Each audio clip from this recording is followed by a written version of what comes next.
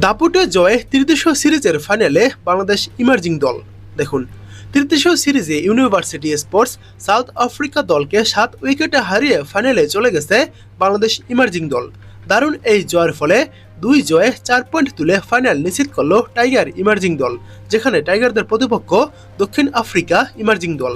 ইডেনে country club মাঠে টসে হেরে আগে ব্যাটিংয়ে নেমেছিল ইউএসএস।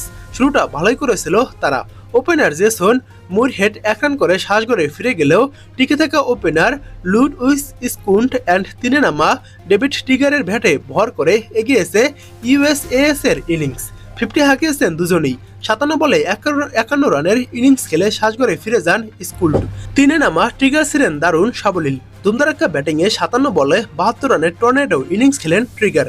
তার আউটে যেন দিশা হারিয়ে ফেলে ইউএসএসএ। শেষ দিকে টপাটপ উইকেট হারিয়েছে ইউএসএসএ। 126 রানে 1 উইকেট থেকে মাত্র 166 রানে গুটিয়ে গেছে ইউএসএস এর ইনিংস। মাত্র 40 রানের মধ্যেই হারিয়েছে তারা শেষ 9 উইকেট।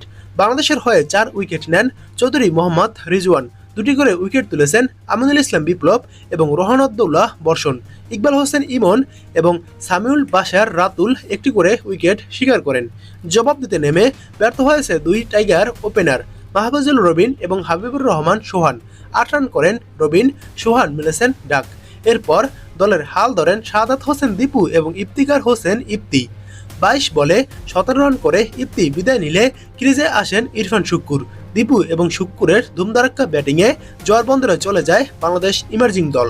50 পেয়েছেন দুজনেই। 39 বলে 18 রানের ইনিংস খেলে টিকেছিলেন ইরফান শুক্কুর। 56 বলে 73 রান করে অপরাজিত ছিলেন দীপু। 4 ম্যাচের সবগুলো হেরে পয়েন্ট না তুলে বিদায় নিল ইউএসএসএ। অন্যদিকে বাংলাদেশ 4 পয়েন্ট এবং দক্ষিণ আফ্রিকা 6 পয়েন্ট পেয়ে চলে গেছে ফাইনালে। বাংলাদেশ ইমার্জিং দল ও সাউথ আফ্রিকা ইমার্জিং দলের ফাইনাল ম্যাচের সময়সূচি এবং কিভাবে ম্যাচটি লাইভ দেখবেন, এসব কিছু যদি জানতে চান তাহলে অবশ্যই কমেন্ট করে জানাবেন।